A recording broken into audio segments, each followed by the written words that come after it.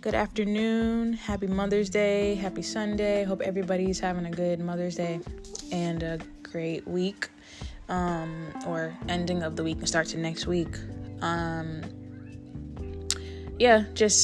know I have my own mom, and a lot of moms that are friends and family and stuff. So it was a lot of just, definitely wishing everyone a happy Mother's Day. So I definitely want to stay, like I said, consistent and trying to record episodes. So this one is going to be about focusing on yourself and what that looks like. So I'm just going to read this little excerpt first and then talk about it. So it says, focus on you for a change. Stop worrying about other people understanding you. Get in touch with yourself instead. Focus on what makes you happy, what makes your soul feel at peace. You are your biggest commitment, so start loving your flaws, your awkwardness, your weirdness, your intensity, your vulnerability, your everything. Life becomes so much more fulfilling when you are just simply yourself. The world keeps spinning whether people understand you or not, so why not make this next trip around the sun about you? So this post feels like it brings up a lot of good points. For one, definitely, when you focus on yourself, you don't have time to look at what everybody else is doing. I think about I think I've talked about this analogy before, but when you're at the restaurant and you order something, and there are other tables, obviously other people ordering food too, and you might notice that this person next to me got here after me, but they got their food first, and so the first instinct ego-wise is to be upset because it's I should have got my food before them. But if you think about it, it's if you were focused on your table and who was at your table eating with you and bringing things to the table with you, you wouldn't even notice that the other tables are being served before you. So basically it's when you focus on your own table, your own life, and what you have going on, and the people at your table, you don't have the time or energy or desire to look at other tables or other people and what they have going and comparing yourself, because everyone has their own path. So sometimes we're all human. We all lose focus sometimes on who we are and what we're doing, but it's important to kind of check in with yourself emotionally, mentally, spiritually, and socially, and figure out okay, what am I doing? What am I focused on? And how is that helping me get to where it is that I want to be? So having that kind of check in with yourself can be helpful too, because it can realign you to figure out the direction that you need to do and make some changes that you might need to do that you maybe you didn't notice that you were doing before, right?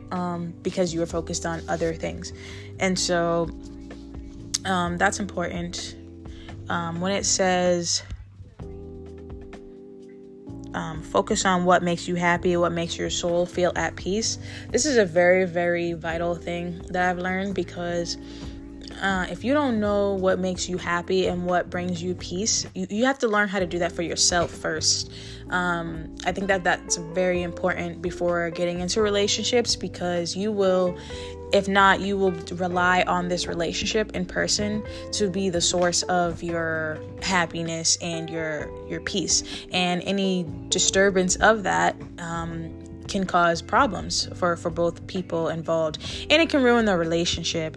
I'm someone who is dating, and it's in dating I have to go into it knowing that I have to have you have to have your own life before you go into that. You can't just go into it thinking I'm going to find my person and then everything will come to me. And honestly, I will say that I used to think like that. Maybe not depending on someone for happiness, but thinking that once I get that relationship, then A and B will happen. But, after experiences of dating and relationships, learning that that's not how it goes. It's more so you focus on getting A and B, whatever that is for you, for yourself, what goal you have. And then that relationship and person will come and add to it, not be like the source of it, if that makes sense. So really just planting your own seeds for yourself, and the other person can come along with their own seeds too, and you guys just kind of come together versus depending on this person to be the source of happiness for you. Because when you're doing that, you're putting a lot of power in someone else's hands in terms of your life. Because if this person knows, and obviously not everybody does it on purpose, but like consciously, like, or emotionally or ego-wise, like if somebody knows that, like, oh, this person is not going to be happy without me, then naturally they do manipulate the situation, and then that just becomes really stressful for you and eventually for the person too. So, but when someone knows that that they add to your happiness and that they're not the source of it, then it changes the dynamic of the relationship. Because also, if someone knows that, okay, I have to make this person happy, otherwise they're going to be not happy, then it becomes like a burden. It doesn't become a fun thing anymore. The relationship is no longer a fun thing, and it's like their needs are not going to be met either, because they're focusing on your needs, and that's not how it should be. So that's that part about being happy. You are your biggest commitment, so start loving your flaws, your awkwardness, your weirdness. So that's another thing. Like, if you own the things that make you, that can be targeted somewhat as like a negative in society or to someone else, if you own it already and you love that about yourself, and you're not ashamed or hiding who you are, then no one can really use it against you, because you already know these things, right? There's nothing that someone can say to you about yourself that you don't already know. And I think that when you're able to do that, when you're able to own those things, again, it makes it just easier for you in your life to build relationships, to accomplish goals, and to live the life the way that you want to. And when it says life becomes so much more fulfilling when you're just simply yourself, this is very important, because again, like if you're not being yourself, you misalign yourself so much. I think that people don't really realize that, because it's not just like, if you're being someone else, then you're not going to be on the path that you're supposed to be, that's made for you. And when you aren't, then you're missing the blessings that are for you. If you stay on your path, everything, like people always say, what's meant for you will find you, right? And what's meant for you is for you. Then no one can take that. But at the same time, those things that are meant for you won't come to you in spaces or in when you're misaligned. If you're trying to be somebody else, then the things for you are not going to come to you. And it won't work, because it's not for you. So I think that's a very important one too, like learning how to be yourself, stay in where it is that you're supposed to be in your path, and just letting things come to you and flow as they're supposed to, and trusting that.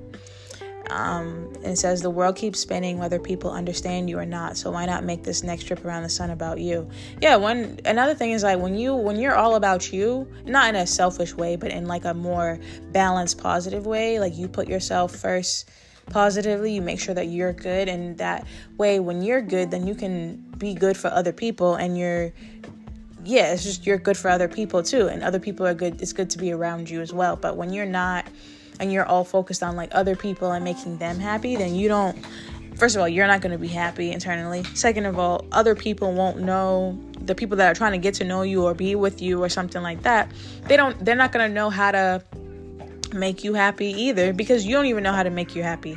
And again, in relationships, we teach people how to treat us. So if you are someone who, with or without a relationship, you take care of yourself first, whether that in self-care, whatever that may look like for you. You have your self-care routine. You have your way of thinking about yourself and the way that you operate in the world. Then when someone's coming into your life to potentially have a spot in your life, they will be able to observe that and know that they have to, again, this is where boundaries come in too, like making those boundaries clear. but verbally and just like by your actions, that like this is the way that you want to be treated, then it just makes it easier for that person to understand how they need to move with you too, right? Versus like otherwise they're going to treat you how they treat themselves, and if you don't, if you don't like the way that they treat themselves, then that could be a problem for you. So again, kind of like what it's saying, just like making it about you and understanding you, and focusing more on change, focusing on you for a change. Like just have a year or a time with yourself, really get to know yourself. I feel like during COVID, a lot of people, that was kind of a spark for people to do so. But even after COVID, as COVID's still going on, but as far as like the lockdown and stuff like that, that was a time really where people were forced to be with themselves. And I know it brought out a lot of a lot of things that were being hidden in people's lives, and being able to kind of shed light on things that needed to be changed or evaluated. So I think that continuing on with that, and like being able to take the time to look around you and like look in your life and see what's going on, and then how you intend to make changes to reflect what it is that you want for yourself in your life. I think that's very important, and it's a source of how you can go about reaching this change that you want for yourself.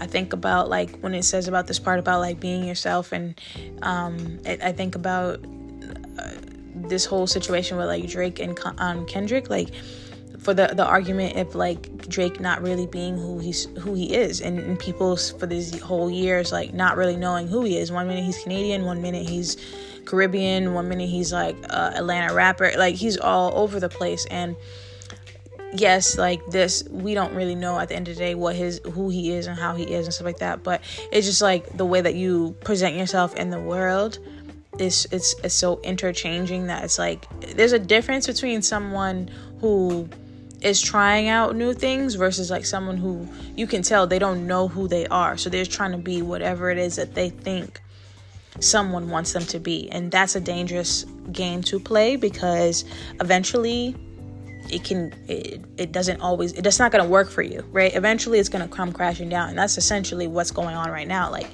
the mask is being taken off, and who you really are is showing, and it's not necessarily in a positive. So I say all that to say, like, using that as an example of but if you have stayed true to yourself and who you really are, and not be ashamed of who you are, and you love you and everything about you, you could be, again, I'll just use him as an example, like he's Canadian, and I think that may be a source of like thinking that Canadians, obviously there's not a lot of Canadian rappers and stuff like that, so maybe thinking that he had to be something else to fit in. But if he was more in tune with himself and like understood himself better, and like liked who he was or whatever, not saying that he doesn't, I don't know, but there's got to be a reason why you feel like you have to be somebody else versus like showing up as yourself. And if you had showed up as yourself, you would understand how different you are, how your difference from everyone makes you stand out in a positive way, and it attracts people. When you're different, it attracts people. When you're the same, it's easy to walk by and to not pay attention. But when something is different, you will like, oh, okay, it catches your eye, and it makes people want to get to know that and get to know you. So again, like just kind of the importance of staying true to yourself, but also you can grow and change as a person while still being true to yourself to the core. And I think a lot of people still have to learn that. Like as we grow up as adults, like it's hard. It's very hard to do that sometimes, because there are so many different influences, and then there are so many life events that happen that change you, right? Again, today's Mother's Day. Like I'm not a mom, but I know from what I've heard from other moms, and I have like very close friends that are moms, and it's like, and I've seen it changes them. And it's not necessarily in a negative way, but certain things, that event, like that being responsible for someone else, and like going through those body changes, the hormonal, mental, all that stuff, it changes you. And at the end of the day, though, even though it's changing you, you're still you to the core. And being able to hold on to that and see that is very important, I feel like, for your growth as a person and when you're trying to make change. Because again, you can still stay true to who you are and still change yourself for the better, or to a more mature, or whatever it is, type of thing that you're trying to change about yourself. So yeah, I think that's really kind of all I was going to say about that. Is just, again, the point of the episode and the post is focusing on you for a change. So if you haven't really been doing that, try to shift that and not focus on what's going on around you, but focus on what's going on inside you, and seeing how even just doing that change, it might actually change the things that are going on around you, if that makes sense. Like if you're starting to work on you, then things around you might change in a positive light to what it is that you're trying to get anyways, right? Like for me, I started back working out. I've been really consistent with it, and I think that that's an example of making a change, because it's obviously a physical change, but it's a mental change too, and it's a spiritual and emotional one too. It just brings me more peace. It helps me sleep better and get more sleep, which is like a health thing and stuff too. So it's like all that one change of working out, it changes everything else too. It changes how you eat. It changes the way your body functions. It changes even like your hair and stuff like that, all that stuff. Like it's a boost in your body. So it's like an internal change, but it's also an external change, but it's a change that also impacts like the things around you, because then, people notice that your body and stuff like that changing, or you might meet people where you are working out, so it's like all different things. So that one decision for you can actually change a lot around you too. So with that being said, like making sure you're taking the time to make changes for yourself that are positive, that are gonna help you really, and that's the whole point of focusing on yourself, is to help yourself get to where you want to be, grow as a person, and just live life the way that you would like to. That's the biggest thing, is like making sure you're doing things with you in mind. Don't do it for other people. Don't do it for other people's satisfaction or what you think it's going to get you, but more so just like why do you want to do these things for you? What is it going to do for you? And I think that when you shift that mindset and that focus, then everything is going to fall into alignment for you. So I hope this was helpful. I'm still getting used to getting back to like making episodes and like really finding topics to discuss, and just kind of like getting back into it. And like I said, I hope this was helpful. And again, focus on you for a change, and just let things be. And I'm sure it'll all fall into alignment. So as always, I'm your host, Chanel. This is Black Hippie Lounge. If you haven't already, follow the podcast on Instagram, TikTok, Facebook at Black Hippie Lounge. And as always, meditate, manifest, invest in you. Take care.